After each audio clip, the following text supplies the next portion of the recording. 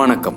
அறிவியல்புரத்துக்கு வரவேற்கிறோம். காரில் வேகமாக செல்லும் போது பிரேக் பிடிக்கவில்லை என்றால் என்ன செய்ய வேண்டும்? புதிதாக கார் ஓட்ட துவங்கியுள்ள பெரும்பாலானோருக்கு காரில் திடீர் என்ற பிரேக் பிடிக்கவில்லை என்றால் என்ன செய்வது, எப்படி தப்பிப்பது என குழப்பம் இருக்கும். நன்றாக கார் ஓட்ட தெரிந்தவர்களுக்கு இந்த விஷயங்கள் ஓரளவிற்கு தெரிந்திருக்கும். கார்களில் நீங்கள் செல்லும் போது பிரேக் பிடிக்கவில்லை என்றால் நீங்கள் செல்லும் ரோடு, உங்களுடைய கார் ஆகியவற்றை வைத்து உங்கள் காரை நிறுத்துவதற்கான சில வழிமுறைகள் இருக்கின்றன. பொதுவாக பவர் அசிஸ்ட் பிரேக் உள்ள கார்களில் கடினமாக பிரேக்கை அழுத்தினால் பிரேக் பிடிக்காமல் போகும். பெரும்பாலும் மலையேற்றங்களிலும் இறக்கங்களிலும் இந்த பிரச்சனைகள் அடிக்கடி வரலாம். அந்த இடங்களில் செல்லும் போது நம் கார் பிரேக் பிடிக்கவில்லை என்றால் சற்று கஷ்டம்தான். சில நாடுகளில் மலைப்பகுதி ரோடுகளில் எஸ்கேப் லைன் என்ற தனி பாதையே இப்பிரச்சனையை சந்திப்பவர்களுக்காக வைத்திருக்கிறார்கள். எனினும் எல்லா இடங்களிலும் இல்லை. உங்கள் காரில் பிரேக் பிடிக்கவில்லை என்றால் அதற்கு என்னென்ன காரணங்கள் இருக்கும், அதை எப்படி சமாளிப்பது என்று பார்ப்போம். நீங்கள்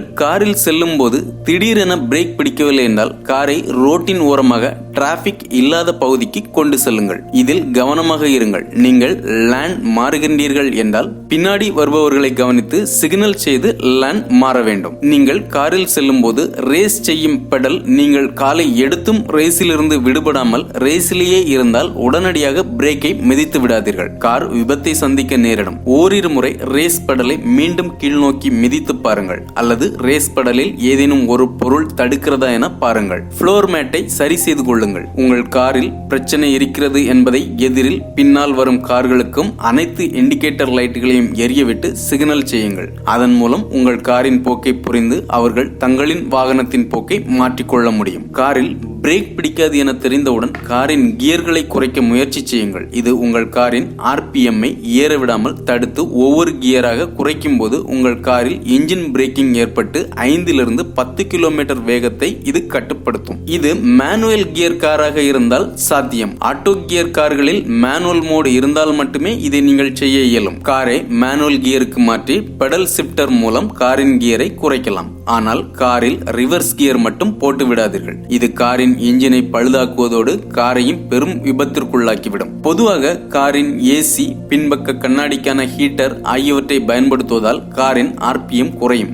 ஆக காரின் ஏசி, ஹெட்லைட், ஹீட்டர், இண்டிகேட்டர் என காரில் உள்ள அனைத்தையும் பயன்படுத்தி ஆர்பிஎம்ஐ குறைக்க முயற்சி செய்யுங்கள். காரில் பிரேக் பிடிக்கவில்லை என்றால் ஹேண்ட் பிரேக்கை தான் பிடிக்க வேண்டும் என பலர் யோசனை சொல்வார்கள். ஆனால் நீங்கள் வேகமாக செல்லும் போது ஹேண்ட் பிரேக்கை பயன்படுத்தவே கூடாது.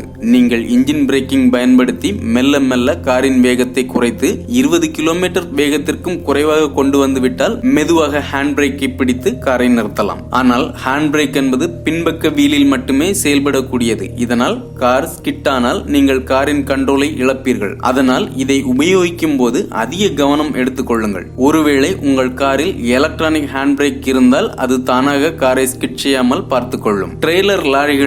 ட்ரெய்லர்களுக்கு என தனி பிரேக் வசதி உள்ளது. இதை பயன்படுத்தி லாரியின் வேகத்தை குறைக்கலாம். ஆனால் அது அவ்வளவு விரைவாக வேகத்தை குறைக்காது. எனினும் இந்த வசதி சற்று உதவி செய்யும். பிரேக் பிடிக்காமல் கார் சென்று கொண்டிருக்கும் போது நீங்கள் செல்லும் பாதையின் அருகே ஏதேனும் ஏற்றம் இருந்தால் உடனடியாக காரை அதில் திருப்பி காரின் வேகத்தை விரைவாக குறைக்கலாம். பிரேக் பிடிக்காமல் செல்லும் போது ரோட்டின் ஓரத்தில் பதிக்கப்பட்டுள்ள கற்களில் மெதுவாக உங்கள் காரின் டயரை உரசும்படி சென்று காரின் வேகத்தை குறைக்கலாம். ஆனால் இது சில நேரங்களில் பெரும் விபத்தை ஏற்படுத்திவிடும். கவனமாக இருப்பது நல்லது. நீங்கள் எலக்ட்ரிக் கார் பயன்படுத்துகிறீர்கள் என்றால் அதில் பி மோட் என்ற ஆப்ஷனை பயன்படுத்தி நீங்கள் காரை நிறுத்தலாம். சில கார்களில் B1, B2, B3, B4 என இருக்கும். இதில் அதிகபட்ச ஆப்ஷனை தேர்வு செய்து காரை நிறுத்தலாம். இதில் நீங்கள் செல்லும் ரோடு, வேகம் மற்றும் கார் ஆகியவற்றை கணக்கில் கொண்டு இதில் எந்த யுக்தியை கையாள முடியுமோ அதை கையாண்டு உங்கள் காரை நிறுத்த முயற்சி செய்யலாம். ஆனால் காரை நிறுத்த சில முயற்சிகளை நீங்கள் கட்டாயமாக செய்யக்கூடாது. முக்கியமாக காரின் கியரை நியூட்ரலுக்கு கொண்டு செல்லக்கூடாது. காரை ரிவர்ஸ் கியருக்கு போடாதீர்கள். அது பெரும் விபத்தை ஏற்படுத்த நேரிடும். காரை ஆஃப் செய்யாதீர்கள். அதனால் உங்கள் காரில் பவர் ஸ்டீரிங் வேலை செய்யாமல் போய்விடும். அதே நேரத்தில் காரை நிறுத்தியவுடன் காரின் எச்சரிக்கை விளக்குகளை எரிய விடுங்கள். இல்லாவிட்டால் அந்த வழியாக செல்லும் வாகனங்கள் உங்கள் காருடன் மோதும் நிலை உருவாகலாம். உங்களுக்கு தெரிந்த இந்த தகவல்கள் உங்கள் நண்பர்களும் தெரிந்து கொள்ள பகிருங்கள். நன்றி. நல்லதே நடக்கட்டும்.